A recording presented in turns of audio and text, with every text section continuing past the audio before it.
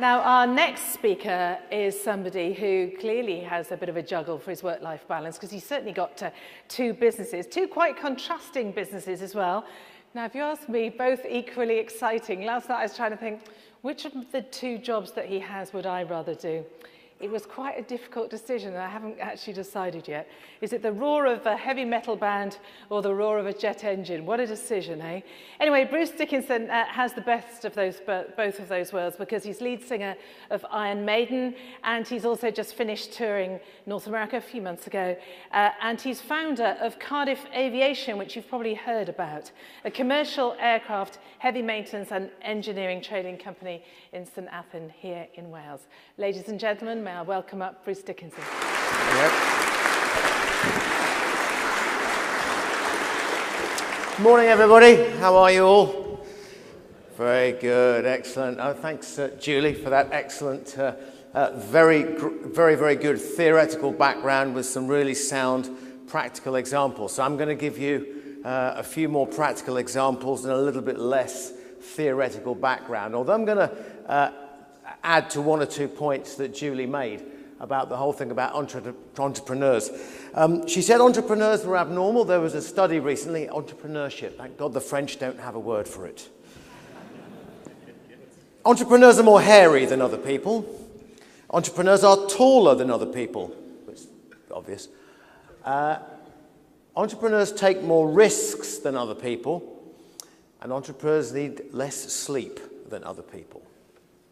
And all of those came out in a study, I think it was in the Daily Mail, so it must be true. I don't think Julie, I'm actually more hairy than Julie, but Julie's more tall than me, so I think on balance we're probably equal in entrepreneurship stakes. The point I'm trying to make is that yes, entrepreneurs are different. We do take risks, and we do lead very, very strange lives. And the reason we do it is because it's exciting, and the reason we do it is because, well, you might have a great idea. You might want to rule the world one day. Oh my God, I'm going to have this empire. Or you might just want to go and do something that's really interesting, but you think you can make money and you want to be kind of clever doing it. And it gives you satisfaction to do that because you create your own system. In the words of William Blake, I must create my own system or be destroyed by another. And there's an awful lot of that in entrepreneurs. You just have to be careful that the system you create doesn't eat you at the same time. Cut your nose off to spite your face. I have a great idea. I am not going to go into business with you because you're going to steal my idea. You're doomed. You're dead in the water. Dead duck. Because what's going to happen there is everybody's going to walk away from you. The key is to go in and figure out how to make yourself indispensable. How to be the ultimate virus to get inside either a system or a corporation or somebody's head to make sure that you become indispensable. They can't do it without you, either because you've invented something, a widget, a piece of software, or because you are just who you are. Don't forget that this is not all about software. This is about liveware as well. You are the liveware. There's hardware, there's software, there's liveware, and there's the environment that we all have to live in. Not all environments are, how can we say, open architecture, as in the great Wild West and the great digital Wild West at the beginning. Not all environments are open architecture. Some of them are highly regulated. And in those highly regulated environments, there are other opportunities that come up because people tend, as Julie pointed out, people tend to be linear. Not everybody, but a lot of people are linear. They think along straight lines, and in highly regulated environments are encouraged to do so. Governments being a case in point. Civil servants being a case in point. Civil servants are and can be an active barrier. They are almost institutionally prejudiced against entrepreneurs.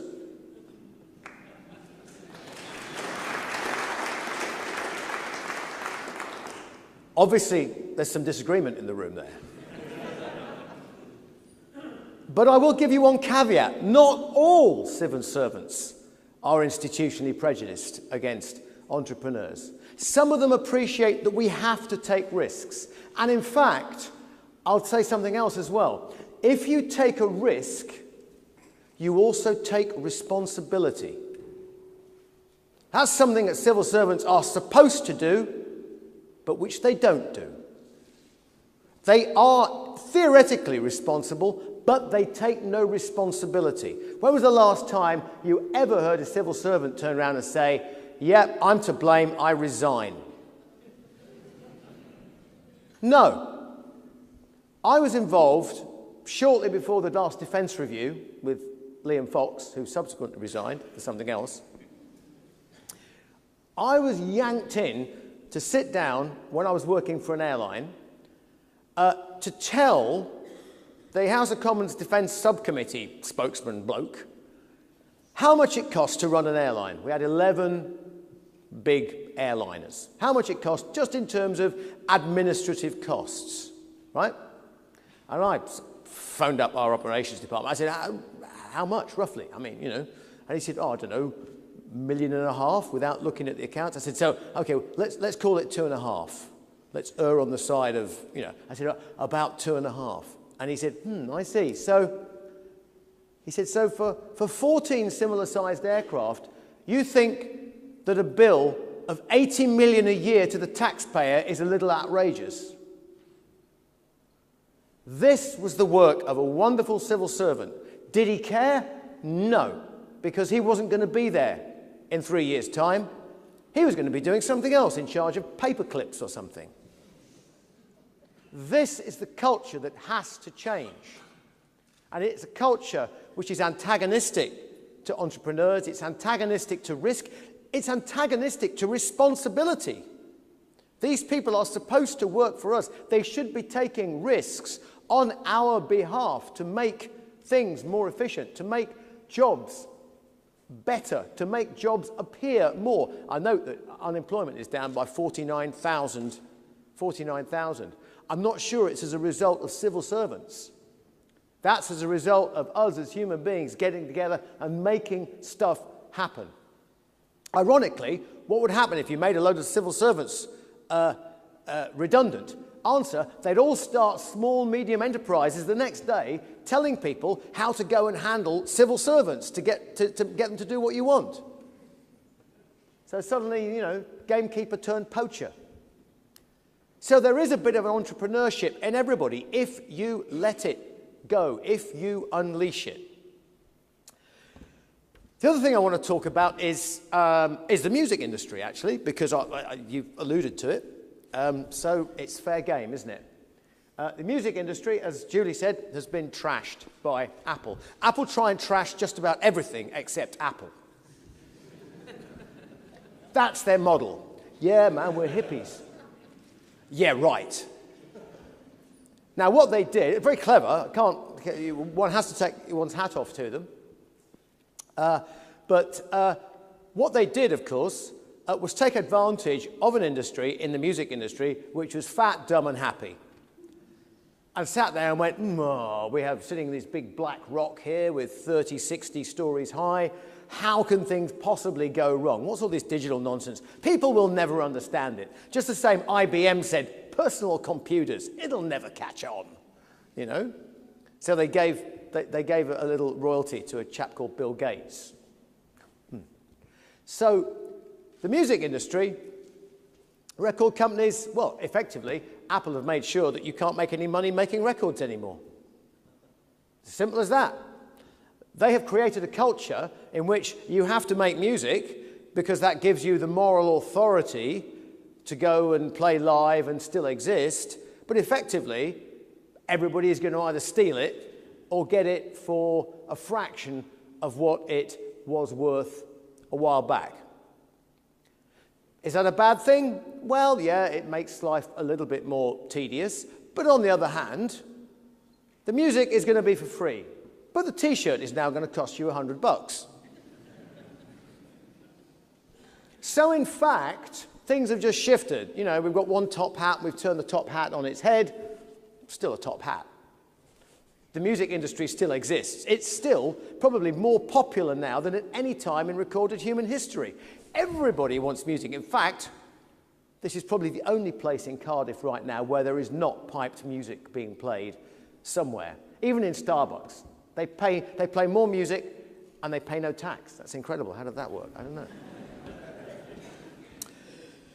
So, what this is all about, ultimately, is rebranding, rejigging things, and talking about the consumer. Because actually, this is all about the consumer. Actually, it's all about the customer. Everything about being an entrepreneur is all about the customer. Now, going back to music world, Iron Maiden, we've been going for 30-something years, and we should be mature and sort of flatlining by now. But actually, we put some tickets on sale in Stockholm. We sold 50,000 tickets in 49 minutes. Well, that's not a band which is flatlining.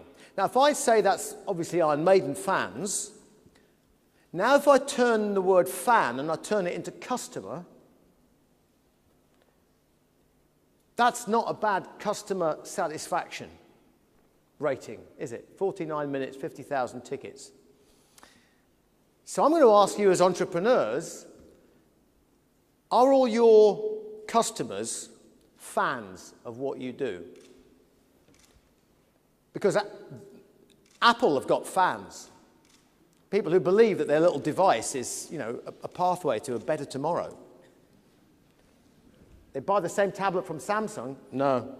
Apple? Yeah. Right? So they have fans of what they do. And to make your customers into fans, then you really have to target and know exactly who they are and what you are going to deliver them that's different to anybody else. Corner shops open up all over the world, and then 80% of them shut. About a year later, whatever. They all fail, because they're just doing the same old thing that a corner shop does. What does your corner shop or coffee shop or whatever it is do that nobody else can possibly do? And if you can't answer that question and give that to a customer, you're on your way to oblivion, as most startup businesses end up in the end. And that's a sad thing. So if you know before you start what you're going to bring to the market, you stand a really good chance. Let's move on swiftly to Cardiff Aviation. So I'm going to put my aviation hat on now and tell you what we think we can bring to market in Wales. We've got a fabulous facility. We've got a very supportive Welsh government. We have one or two obstructive civil servants. We have the majority of civil servants who are fabulous. Right? Big box tick there. And they are actually the first ones to go, we're going to try and do something about these other civil servants. Well, that's kind of a sea change. That's encouraging. That gives us confidence. Because one or two of the things, the fabulous facilities you have, and we do have a fabulous facility in St. Athan there. One or two of those fabulous facilities are not quite so fabulous when you get down to the nitty-gritty of it, where you say, we'd like to bring an aeroplane in on Saturday, and the chap goes, no, sorry, no, I've got to go swimming. You know. So one or two things like that have to change, and they will change. How can we say it? It's a bump in the road. So we level out the little bumps in the road, and we're off to the races. So what are we doing there? What's our niche? There are factories churning out heavy checks on airliners. There's one over there in Bamsey, right? British Airways Maintenance Corporation, very successful, big, absolutely legacy, well-developed corporation at the top of the tree. And there are low labour rates in Bulgaria, albeit subsidised by the government, which is probably illegal, but let's just let that one ride, because there's a similar sort of thing going on in China. Let's let that one ride. That's the real world. We have to compete with that. We can't necessarily get our Welsh labour rates as low as we can if we were taking people and subsidising their poverty line wages in Sofia in Bulgaria or Romania, wherever it is, which is where a couple of UK airlines decide to export the UK unemployment over there. However, let's not gripe. Well, no, let's gripe, actually, because it sucks. But that's the world we live in, and we have to deal with that. So we've got a fabulous facility. But we don't want to just do turning spanners on big airplanes. Because, I won't say anybody can do that, but yes, anybody can do that. Just chuck some money at it, go and employ some people, spend a lot of money, sit there, wait for the airplanes to arrive. They don't arrive, then you go out of business. So anybody can do that. But that's not what we're doing. What we bring to the picture is actually a replication of a music industry model called a 360 model, in which we take a big snapshot and we go, there's the records, there's the t-shirts, there's the ticket sales, oh, there's the publishing, what else can we have? Oh, I don't know, merchandising for this, merchandising for that. Motorhead brought out their own brand of wine. Yes! They sold 250,000 bottles last year. 250,000 bottles of wine. And you know why they sold that? Because actually it's really, really good wine. Shock horror. Let's go buy a case. So what's what I mean about a 360 model? There are lots of strings to the bow here. So what are we doing at Cardiff to make things work with our facility? We have a fabulous machine shop. We're investing, and actually we're looking to go to production in a bit of semi-disruptive technology ourselves. A brand new marine and aero diesel engine, clean sheet, which will revolutionize the piston engine sector worldwide on a global market. And we already have a corporate customer for 50,000 engines. We're developing airship technology. I'm an investor in a company that sold $500 million of British airship technology for a brand new hybrid airship to the US military. And we're looking for civilian investors. The Canadians have offered 75 million. Got a spare 25, we're away. Taking collection plate later. But this is disruptive technology. It burns 20% less fuel than the most fuel-efficient airplane in the world. What sort of loads does it carry? 50 metric tons, the initial one. Vertical takeoff and landing, doesn't require a runway. So it's a game changer. Oil and gas technology. Africa. Long-distance cargo. These are the sorts of things that you want to be involved in on the periphery. We're going to have a small AOC operating down there. An AOC is a miniature airline operating in St. Athan, which will grow to a bigger one. There are lease companies out there with distressed assets that don't know where to place them. We are placing aircraft in Southeast Asia, the only area in the world in which is growing at the moment in terms of aviation. So if you can get in the middle with an organization which can take an airplane, effectively put it into Cardiff Aviation, pimp it out as required, legally, of course. New paint job, that's vital. You bring your aircraft, it wants paint. We can do paint. Not yet, but the Welsh Government have been very helpful over the course of the next 6 months. We hope we will be able to do paint on big airplanes. We're looking at contracts in the military. We're looking to spin all of this into a 360 model. A one-stop shop for that difficult sort of airplane that doesn't fit in the big panoply of things, that doesn't want to be part of the sausage factory. And there are hundreds and hundreds of these assets all over the world looking for homes to go to that must be maintained in a highly regulated environment. We have the knowledge of the highly regulated environment, but we also have the operational knowledge and the commercial and leasing knowledge to export these airplanes to Southeast Asia, but more importantly, to bring them back into the European environment and to keep the asset value secure. So that's our niche in Cardiff Aviation. So as of right now, those 49,000 jobs, We've just managed to take 30 of those. We should have about 100 by the time we get to this time. Actually, we should have up to 200 by the time we get to this time next year. I'm confident of that. So, to sum up, this place has a bright future. I hope you all have bright futures, but you've got to put the customer first, and you've got to have a niche. Thank you very much. Bruce, that was absolutely fantastic, and I feel very naive for even thinking that you had two very different businesses and different hats. They all very much fit together, and we're all now waiting for the Iron Maiden wine as well, aren't we? I'm sure you've got to. Or beer, perhaps, and we can help you. We've got some good breweries in Wales. There we are, Iron Maiden beer. That's what we need next.